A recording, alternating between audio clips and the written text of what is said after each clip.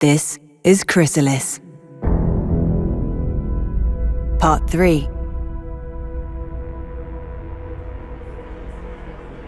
I stared ahead with a mix of fear and apprehension. Vast swaths of undefinable beige mounds, dried, brittle vegetation, a dense, fire-orange puddle of liquid brimming with charred animal flesh. This was my plate of food, daring me to eat it. Marking my place at this lonely table was my place card. Daoket, table 10. I had made the mistake of eating Xunvirian food 3 minutes ago and was still trying to recover from the shivers, numb mouth, and itchy throat. To call their cuisine spicy would be an understatement.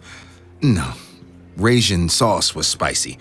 Linus tree melons were spicy, but this was a health hazard, passing as flavor. I pushed the square plate a few inches away and drank, bracing for the impact of its deep, bitter taste. I cursed myself again for listening to Nakstani's advice when ordering my food. Being my new boss, maybe her recommendation was an honest one, but knowing her personality, maybe it had been a prank. Considering my naivete in Xunvirian fare, probably the latter. I leaned back in my chair and gazed at my surroundings. We were in the Hall of the Four Columns. It was one of the most luxurious rooms in Xunvir's Imperium Palace, with tall ceilings engraved in gold and jade hieroglyphs that told the history of the Empire turned Republic. The ceiling was supported by the columns, 4 massive pillars of glass that shone with their own pulsating light, bathing the room in a green glow. Dwarfed by the columns, the guests dined, drank, and mingled. The elite of the Xunvir Republic were present. Admirals, tribe leaders, politicians, and powerful business tycoons. They talked in pairs and groups, walking around tables and servants joking loudly with each other. I never felt more out of place. I fiddled with my food utensil, a steel pincer, as I wished to be anywhere but here. A few months ago, I had a promising career as a high-ranking delegate at one of the core worlds of the Galactic Federal Council, right in the center of the action. But in a turn of events I was still coming to terms with, I had been ostensibly exiled to the distant reaches of the Orion Arm. Eating Xunvirian slop.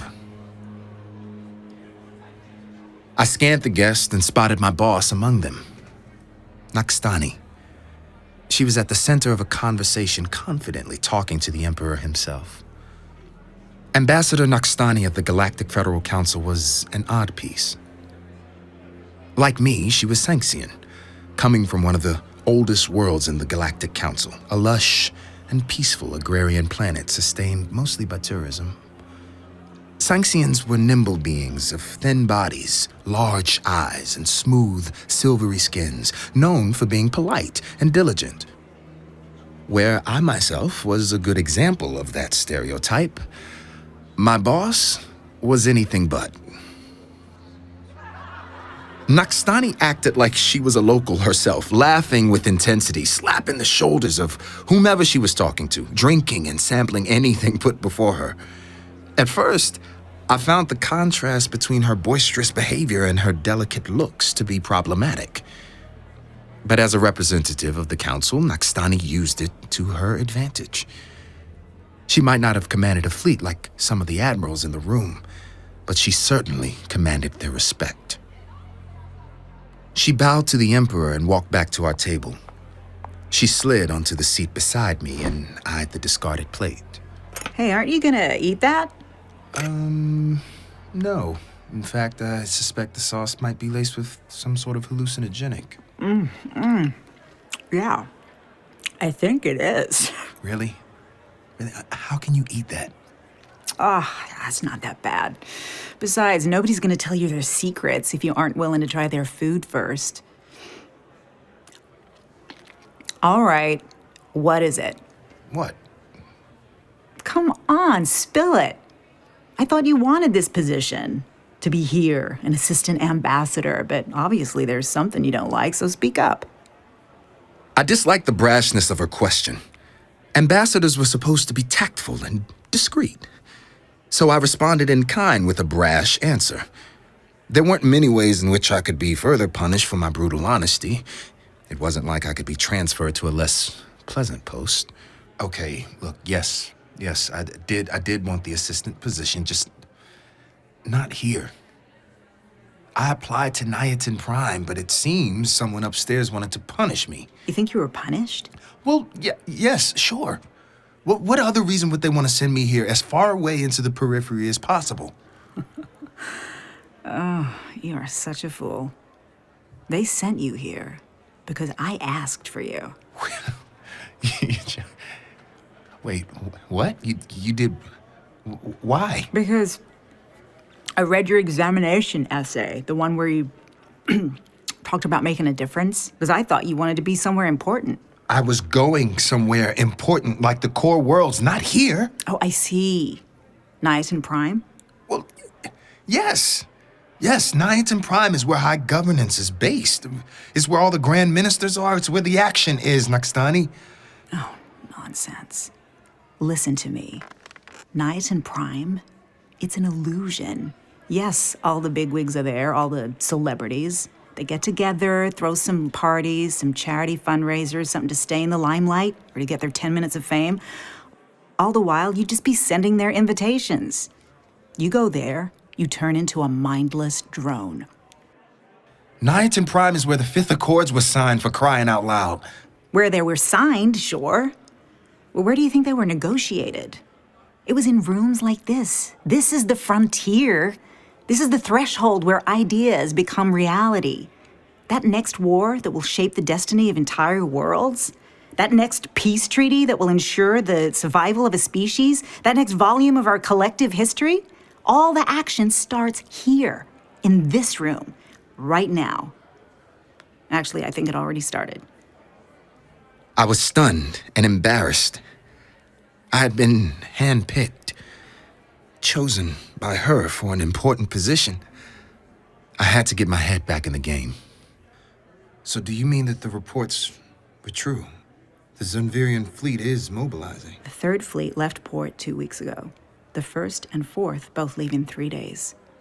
Seems like the Xunvir Republic is going to war. Offensive or defensive? You tell me. You just have to know how to read between the lines. My eyes darted discreetly. The Xunvirians appeared relaxed, joking and drinking. I saw a group of tribe leaders burst into raucous laughter, slapping each other's backs. It looked contrived and genuine. I studied further, noticing all the little details and underlying patterns. The Emperor was talking to everyone, but he never strayed far from his own guards. Was he afraid? The tribe leaders were joking, but their reactions were hollow. Was their attention somewhere else? The admirals were socializing, but only in exclusive cliques, speaking hastily, discussing war strategies, maybe? So? Defensive. They're spooked. Good. Go on. Well, they're projecting an image of strength, but they're nervous beneath. It's all a facade. And what do you think could have caused that? Internal strife? A coup attempt, perhaps? I don't think so. All factions are represented here. Whatever it is, they're all in it together. So, an external enemy? Yep. Yes. They have been attacked. The more I thought about it, the clearer it became. An external menace was the only thing that could have united the different tribes and factions that made up Xunvir's highest social layer. It would be a good motivation to put their differences aside for the time being, but still, there was something that didn't fit. So why not ask us for help? The Xunvir Republic is an associated state to the Council per the Accords. We're obligated to support them in a defensive war against an external aggressor. That's the question, isn't it? What do you think? It's Political? Asking for help now would make the ruling tribe seem weak and possibly hurt their chances at keeping the emperorship in the election. You're learning. But no, that wouldn't explain why all the other factions are keeping their mouths shut. Then why? Why? I mean, if the message of strength is not directed at one of the factions, then who else is here that... I paused to consider who else was in the room. I stumbled into my own answer. It was us. That was it. Clear as day. A message of strength, of unity directed at us. The Republic was going to war. The Galactic Council knew it, and Xunvir was uniting to deliver a message. This entire dinner was a charade, a play, and the two of us were the intended audience. I felt a shiver down my spine as I imagined the other dinner guests in the room staring me down, scrutinizing my every gesture. And Nakstani's behavior, drinking, joking, talking to everyone, it had been another message. A reply of her own. As I considered the implications, Nakstani leaned towards me and spoke with a smile. Aha, now you see it. Why you should have eaten your meal. I nodded in agreement, frozen with my hands flat on the table. I felt my heart in my throat and heard its rapid beating in my head. So this is how the infamous game is played. The real stuff. Threats and bluffs masquerading as jokes and spicy sauces. Ironic that I had yearned to be someplace important. And now that I was right at the center of a burgeoning conflict, the crucial signs had all missed me. They are hiding something. And they don't want us to interfere because there's something they don't want us to know. And doesn't that make you just a little bit curious? She was right. I was curious. The Xunvirian Republic had been attacked, but they were trying to hide it. Why? Because there must be something, some critical piece of information that they want to keep secret, something that could have tremendous consequences if divulged. We need to learn who's behind it, who's attacking them. Agreed. Which is why you have a rendezvous in 10 minutes with the... She paused for a moment, and I could see bright yellow lines appear in her eyes as she connected her augmented irises. One Corvette Captain Avamir of the Buclan tribe. Of course you've got 'em all. And you've got a meeting. 3rd level, Eastern Terrace. I suggest you get going. Don't worry. I'll stay here and hold down the fort.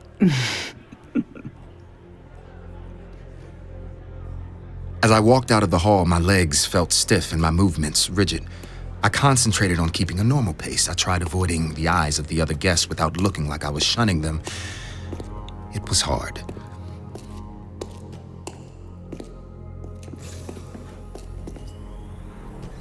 The terrace, a large expanse of marble overlooking the palace's lush gardens, was empty when I arrived.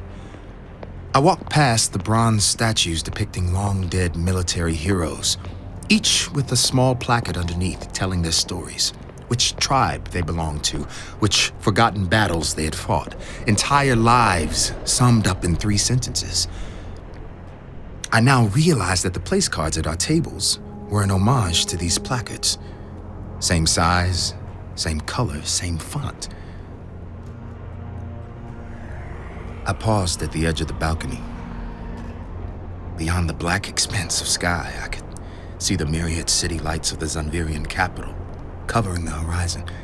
The traffic crawling towards the spaceport, the twin avenues, the spiraling towers that the powerful Anakax tribe had built in the commercial district. Suddenly, my augmented irises warned me of an approaching figure before my own eyes could register it, a Xunvirian. I waited for the local to approach, enabling the recording function of the irises. I was still thinking of an opening line when the Xunvirian spoke first.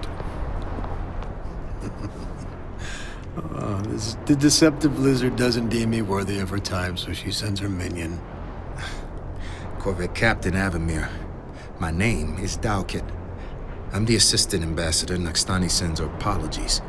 She couldn't excuse herself from the dinner party, but I can assure you... Just ask what you want. Very well. We would like to know why the Xunvirian fleet is mobilizing. You were with the first, correct? Yes. We're mobilizing in response to an attack. What happened? 2 months ago, we lost contact with a group of resource scanning ships in one of our uninhabited external systems. 2 days later, the squadron that was sent in response was also lost, followed by an attack against an advanced frontier outpost. We attempted several incursions to retake control of the system, all of which were repelled. 4 weeks ago, the entire Sixth Fleet gathered at the closest neighboring star in order to lead a massive counterattack, but they were surprised by the enemy before they could put the plan into motion. There were no survivors. The enemy dismantled our transmitters on Ganymede and continued to amass a presence emanating from there.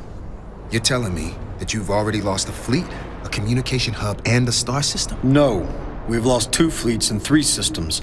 All of the systems were unpopulated, but judging by the advance of the attackers, we expect them to reach the first of our inhabited planets in less than a week. The remaining fleets are mobilizing to protect the colony. Where? Which colony? Yovet. I've heard of this planet before. With 2 million settlers already, it was one of the most promising newly claimed worlds, and the Republic was investing a good amount of its resources in its development.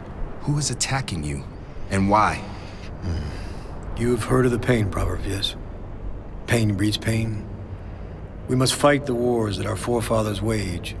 There is no escape from the ghost of our past. So it's a ghost. And does this ghost have a name? Terran. With that, he walked away, leaving me alone on the terrace. I stood there, numb, processing the information. Finally, I opened a line back to Nakstani and sent her the recording from my irises. You got that? Yeah. Never heard of these Terrans before. But at least now we know where the fleets are going. Any ideas of what we should do next? Daoket, didn't you say you were from an agricultural world? I frowned at the question. What was she playing at? We were both from the same world, so of course she already knew. And just then, I realized her hidden message. Despite myself, I had to smile as I played along. Yeah, sure I am. And ever since I've gotten here, I've been curious about Xunvirian agricultural techniques and farming practices, like, say, the ones they use in their colony worlds. Oh, really? Well, in that case, we should make an official visit to one of them. I've heard Yovet is lovely this time of year.